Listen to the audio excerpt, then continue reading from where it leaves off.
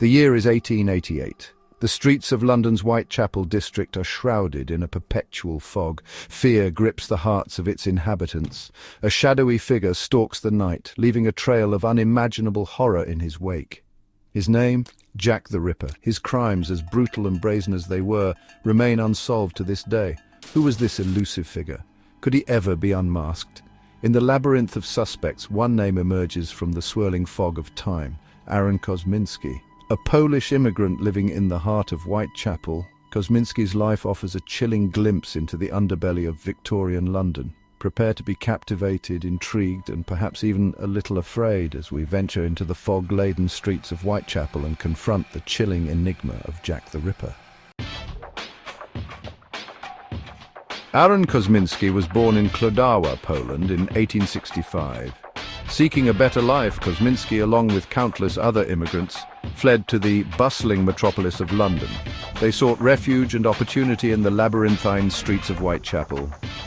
Life in Whitechapel was a far cry from the bucolic existence Kosminski had known in Poland.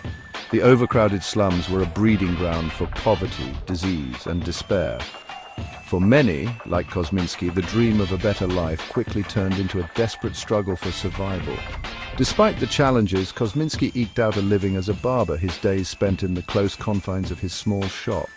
He was a quiet man, prone to bouts of paranoia and delusion. His mental health, always fragile, deteriorated over time. By the time the Ripper murders began, Kosminski was a shell of his former self.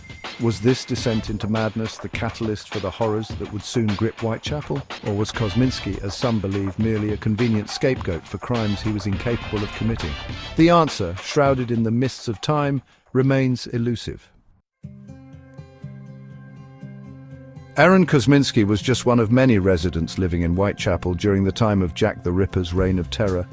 However, certain aspects of his life and behavior drew the attention of the police, planting the seeds of suspicion that would linger long after the murders ceased. He lived in the heart of Whitechapel, within walking distance of each gruesome murder scene. Adding to the suspicion was Kosminski's deteriorating mental state. Witnesses, including members of his own family, described his behavior as erratic and often violent.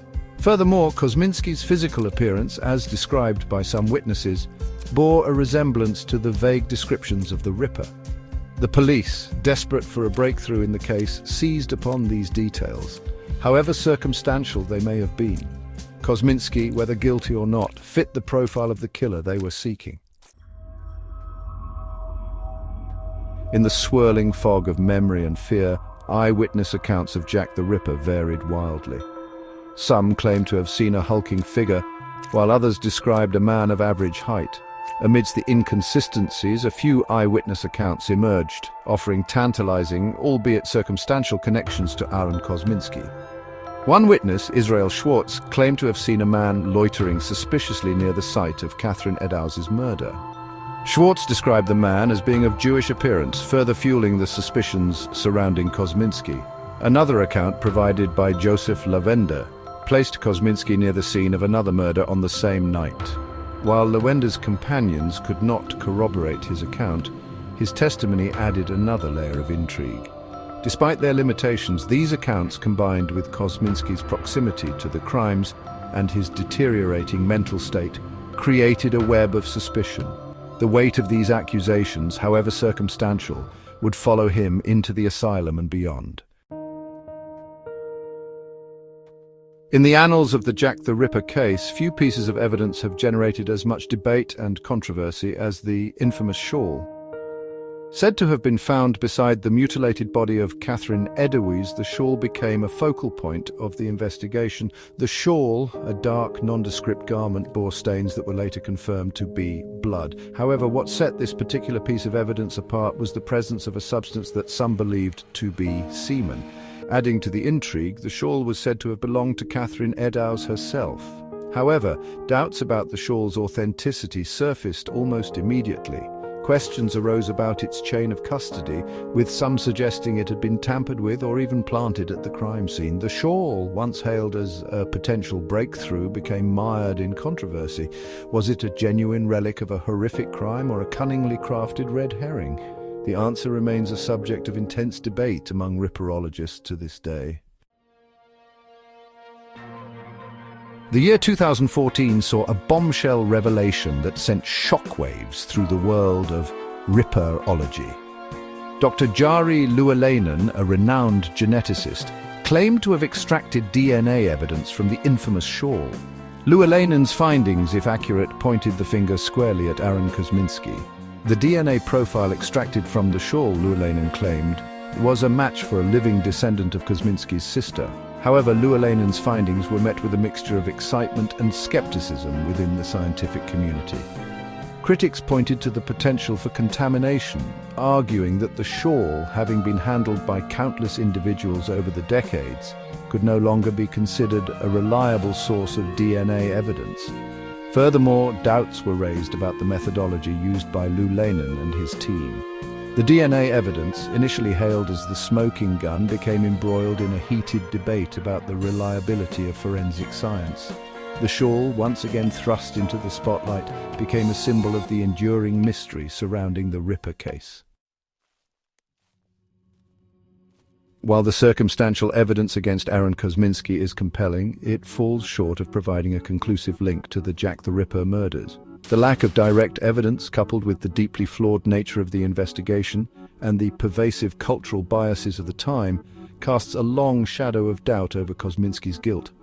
One of his most glaring weaknesses in the case against Kosminski is the absence of any physical evidence directly linking him to the crimes. He was never apprehended at or near a murder scene, nor were any murder weapons or bloody clothing ever found in his possession. Furthermore, Kosminski's mental state at the time of the murders raises serious questions about his ability to have planned and executed such calculated acts of violence. It's also essential to acknowledge the role that cultural bias played in the investigation. The police, under immense pressure to solve the crimes, may have been all too eager to pin the blame on an outsider. The case against Aron Kosminski, while intriguing, ultimately rests on a foundation of circumstantial evidence and conjecture. The enduring mystery of Jack the Ripper has spawned countless theories and suspects. While Aron Kosminski remains a prime suspect, it is essential to acknowledge that he was not the only individual who drew the attention of the police during the Whitechapel investigation. One such suspect was Montague John Druitt, a barrister who committed suicide shortly after the final confirmed Ripper murder. Another name that frequently arises in Ripper discussions is Walter Sickert, a prominent artist known for his darkly evocative paintings of London life. Even Queen Victoria's own grandson, Prince Albert Victor, Duke of Clarence, has been implicated in the Ripper murders. The list of Ripper suspects is long and varied, encompassing doctors, butchers, and even members of the aristocracy. Despite over a century of investigation and speculation, no one has been able to definitively prove a connection between any of these individuals and the Whitechapel atrocities. The mystery, like an unsolved puzzle, continues to beckon, inviting us to sift through the evidence, weigh the possibilities, and draw our own conclusions. The fog-shrouded streets of Whitechapel stand as a chilling reminder of a time when fear stalked the city. Was Aron Kosminski the monster who terrorized Whitechapel, or was he simply a victim of circumstance? Eyewitness accounts, though often contradictory, paint a picture of a killer who moved through the darkness with a chilling familiarity. The infamous shawl, a tangible artifact from the crimes, remains a source of debate and controversy. The case of Jack the Ripper, despite over a century of investigation and speculation, remains unsolved. Perhaps the most unsettling aspect of the Jack the Ripper case is the realization that some mysteries are destined to remain unsolved. The fog that once blanketed the streets of Whitechapel has long since lifted, but the shadows of doubt and uncertainty continue to linger, ensuring that the legend of Jack the Ripper will continue to captivate and confound us for generations to come.